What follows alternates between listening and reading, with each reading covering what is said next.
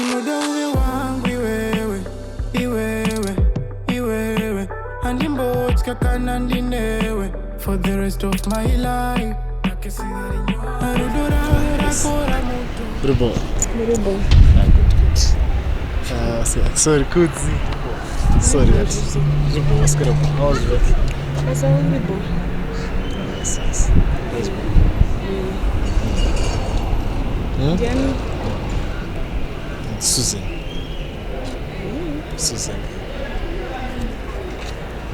Susan yokupi? Oh, ndio my Susan.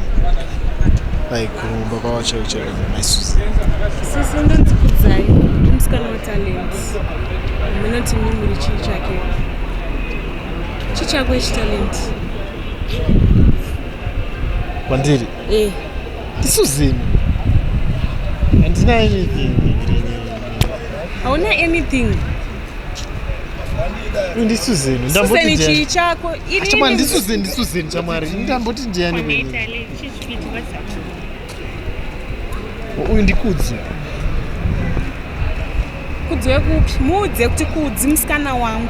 Kudzai mwana wa my Kudzai. Oh, guys, we went drama. It's fine. I'm sorry.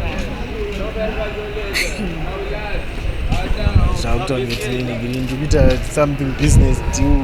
Business due rei. Uchimira nevasikana murodi talent. Ndosvadza kuita nhere uchiita basa rekunyenga kwese kwauri kuenda.